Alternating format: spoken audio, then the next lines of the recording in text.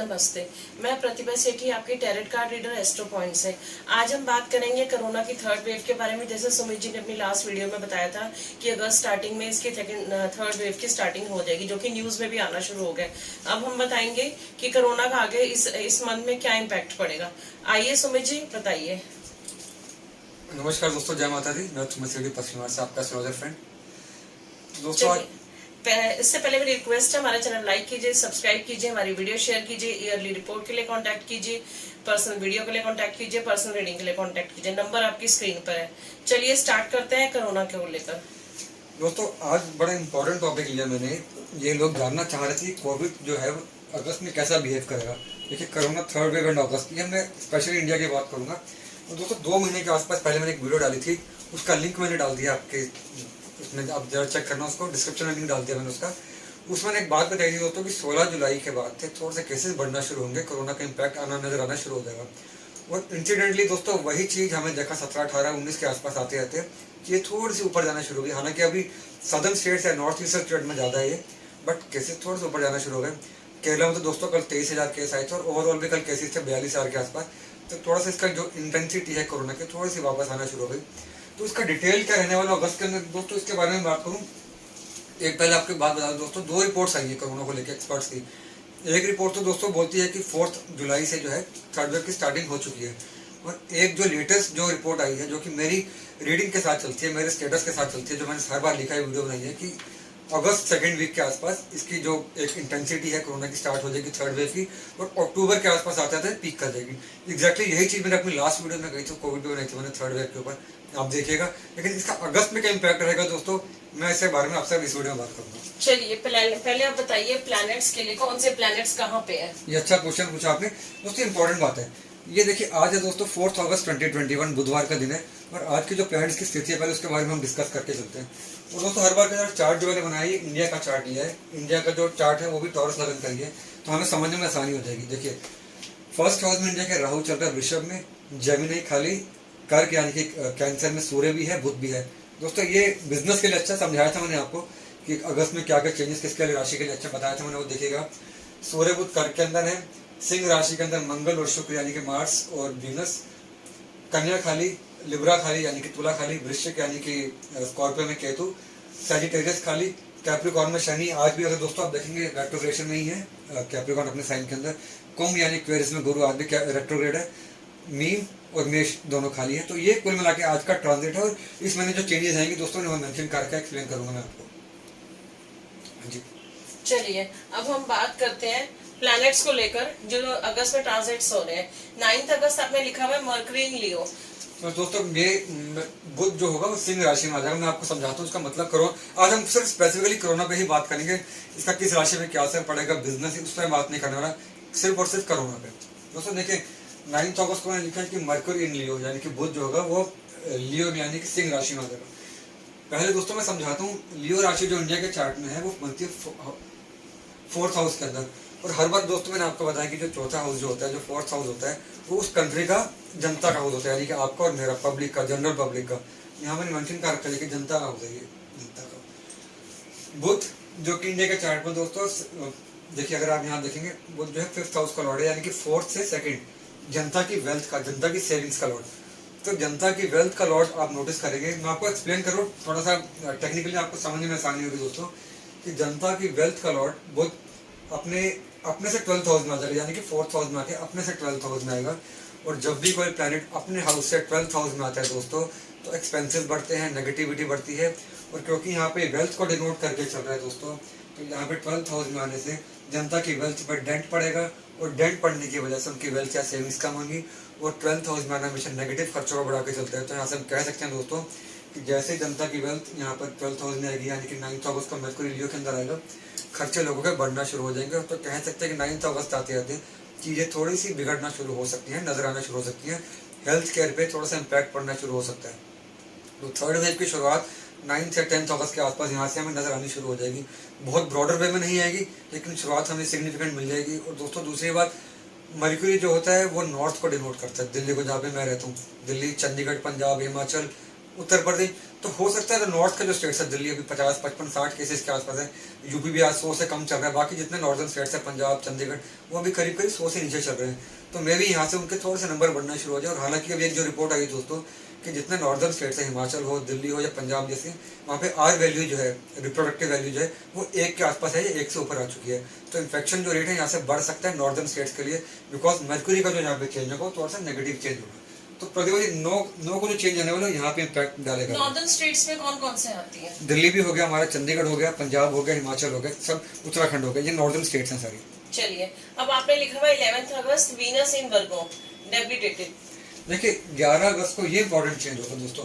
देखिए 11 अगस्त जो यहाँ पे अगर आप देखें, 11 अगस्त को शुक्र है वर्गो में आएगा, यहाँ पे डेबिलिटेटेड यानी कि नीच का हो जाएगा। ये दोस्तों इंपॉर्टेंट चीज है समझने के लिए।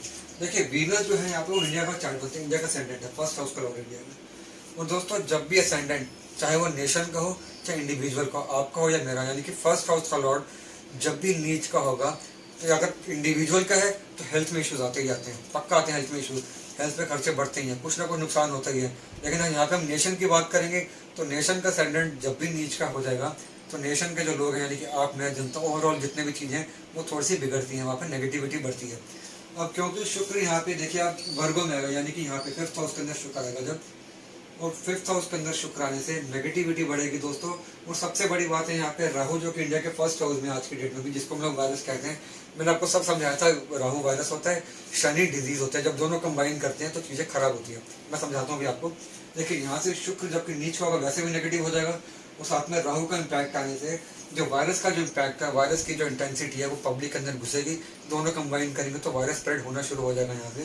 तो 9th के बाद सेकंड जो डेट हमारे पास आती है 11 अगस्त पे, यहाँ से चीज़ें और थोड़ी सी नजर आना शुरू हो जाएंगी। बहुत नहीं होंगी बिकॉज शुक्र और बुध का जो एक छोटा ट्रांजिट होता है, बहुत बड़े प्लैनेट नहीं है, बहुत मतलब इतने ज़्यादा खतरनाक प्लैनेट नहीं माने जाते, ऑस्पिशियस प्लैनेट कहा जाता है इन्हें। लेकिन यहाँ से स्प्रेड होना शुरू होगा, अलार्मिंग रेट पे नहीं होगा, लेकिन यहाँ से आपको नजर आना शुरू हो जाएगा कि हाँ अब कोविड फैलना शुरू हो चुका है। तो ये सेकंड जो है ये भी थोड़ी खतरनाक डेट होगी प्रतिबंध। चलिए, वो आपने थर्ड डेट लिखी हुई है 17 अगस्त, सन इन लियो, कि जो सन है वो लियो में जाएगा, तो वो कैसा रहेगा? ये इंपॉर्टेंट है, बहुत इंपॉर्टेंट है ये भी दोस्तों।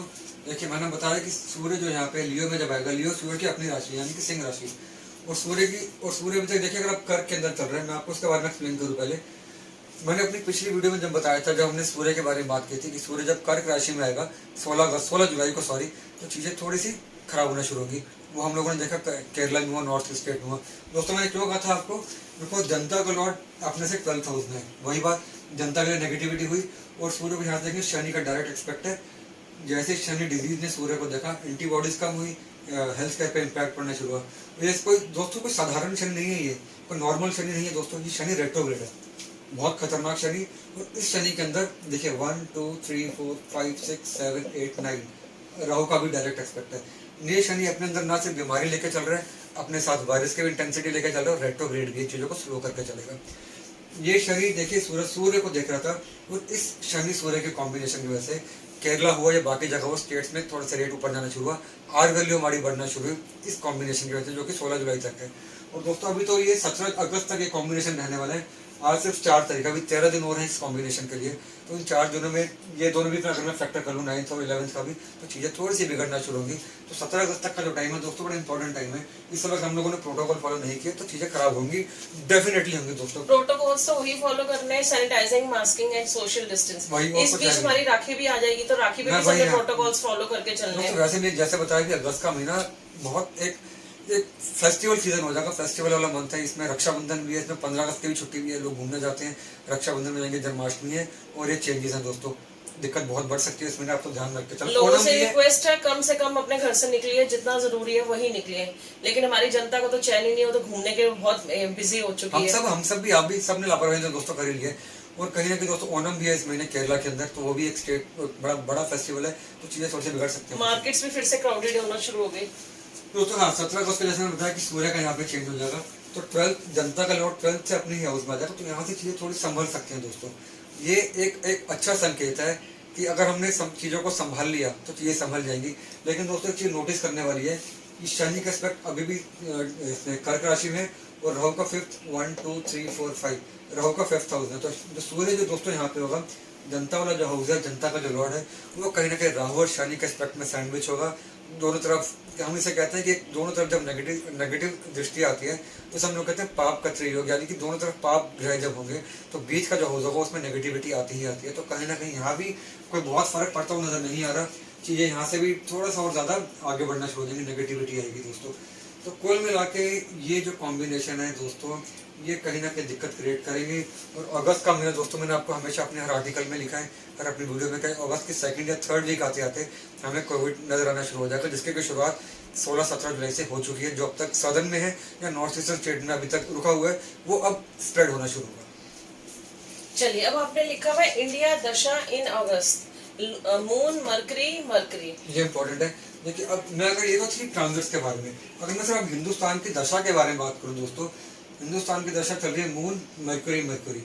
अब अगर आप नोटिस करेंगे इंडिया का चार्ट अगर आप देखते हैं दोस्तों, इंडिया के चार्ट में 3rd हाउस के अंदर मून है, यानी कि कर्क राशि के अंदर मून है, और कर्क राशि के अंदर बहुत सारे नेगेटिव प्लैनेट्स भी हैं।